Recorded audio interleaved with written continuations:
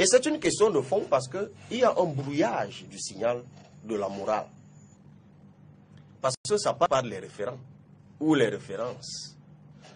Dans un pays où on ne sait même plus exactement de qui on s'inspire, l'histoire ayant été travestie, ça commence par là. Regardez comment la morale, justement, l'éthique, si vous voulez, est protégée. Mais là, on passe dans la moralité, c'est-à-dire dans l'effectivité et l'applicabilité. Comment c'est protégé dans les grands pays que nous admirons? Parce que le socle moral est fort. Vous savez, un pays comme les États-Unis passe pour l'État le plus puritain du monde. Parce qu'il y a des valeurs qu'on protège, que les lois protègent. Le socle est solide. Et ça repose parfois sur quoi? Sur la sacralisation des Founding Fathers. Parce qu'il y a des hommes qui ont porté ces valeurs. Et dans les grands pays, ces hommes ont conservé leur notoriété pour que les nouvelles générations s'en inspirent. Chez nous, vous avez déjà érigé comme modèle des bandits, au détriment des vrais modèles que vous avez placés sous l'éteignoir. C'est vrai, en 91, on a essayé de les en sortir. Et ça nous ramène encore au vieux débat. C'est-à-dire que les gens qui, en réalité, incarnent la morale camerounaise, c'est-à-dire les Founding Fathers du Cameroun, c'est eux qu'on a à une époque traité de terroristes. Même si on les a réhabilités plus tard, c'est juste un clin d'œil pour dire que le terroriste d'aujourd'hui peut être le héros de demain ou tout ce que vous voulez de demain. Donc, je pense qu'il y a là un débat de fond, de définition de notre identité. Avant de venir maintenant aux questions d'ordre pratique, de moralité, là, vraiment, nous nous rejoignons, nous tous. On va parler des postes. Parce que quand vous êtes dans un pays où la règle la plus minimale n'est pas respectée, et là encore, je reviens à la question du drainage tout à l'heure, les gens vont applaudir. Lorsqu'on méprise d'une loi, qui est celle 055 de 90 sur les réunions et les manifestations publiques, où le régime des réunions est régi de l'article 4, de l'article 2 à l'article 5. C'est écrit. Tout un sous-préfet décide un matin, au mépris de cette loi, d'interdire une réunion. C'est pas normal. Ne dites même pas que c'est pas normal, c'est inadmissible. Mais voilà la morale publique, ou la moralité qui est mise à mal. Ça commence là, quand les règles donc qui protègent la liberté. Puisque la valeur que nous protégeons en ce moment-là, c'est laquelle? C'est celle de la liberté. La liberté de se réunir. C'est le fondement de la démocratie. Quelqu'un qui incarne dans l'autorité de l'État. Donc, qui incarne l'instance, cette personne morale de droit public, qui doit veiller à la moralité publique.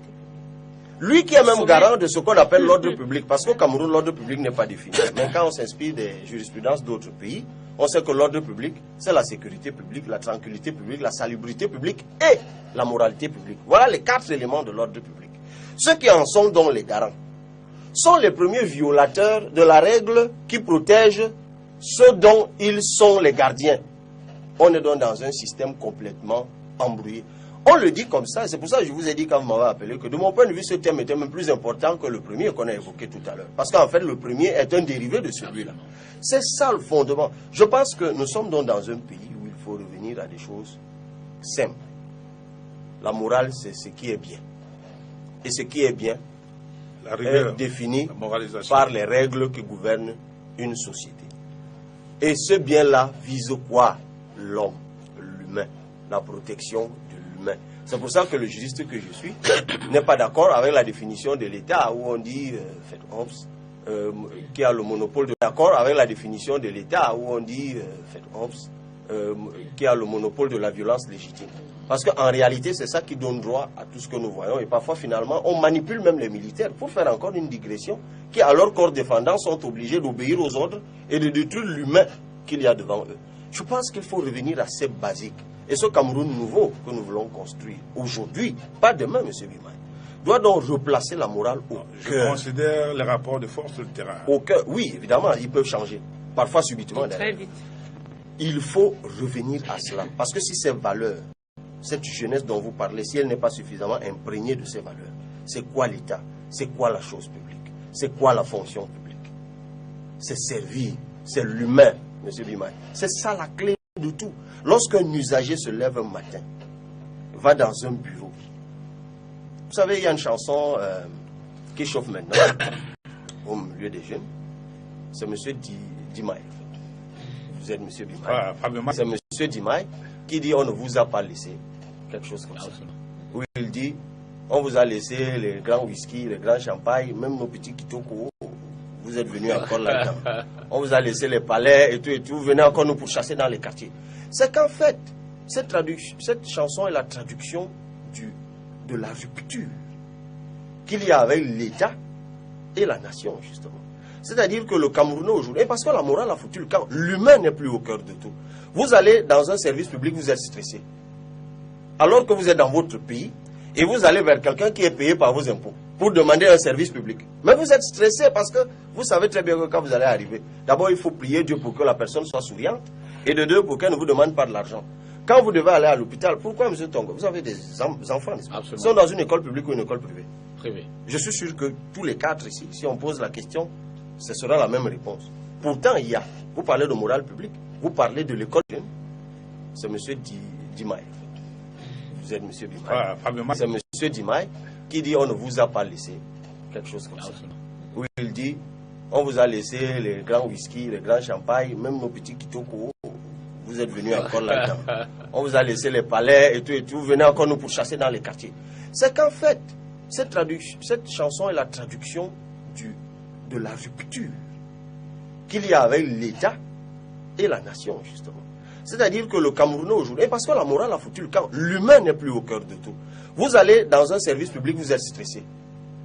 Alors que vous êtes dans votre pays, et vous allez vers quelqu'un qui est payé par vos impôts pour demander un service public. Mais vous êtes stressé parce que vous savez très bien que quand vous allez arriver, d'abord il faut prier Dieu pour que la personne soit souriante, et de deux, pour qu'elle ne vous demande pas de l'argent. Quand vous devez aller à l'hôpital, pourquoi, M. Tongo, vous avez des enfants, ils sont dans une école publique ou une école privée? Privée. Je suis sûr que tous les quatre ici, si on pose la question, ce sera la même réponse.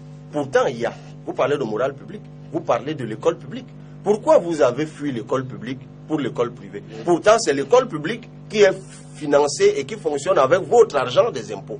Parce que les gens en font ce qu'ils veulent. L'humain n'est plus au centre. Pourquoi lorsque vous tombez malade, vous courez vers une clinique privée et non vers un hôpital public? Parce que vous savez que l'hôpital public, c'est en fait pour les indigents.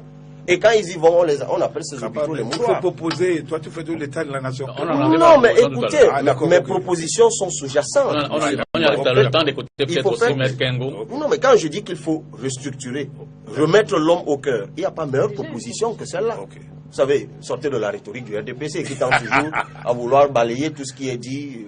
Ça me passe ce que vous attendez par proposition finalement.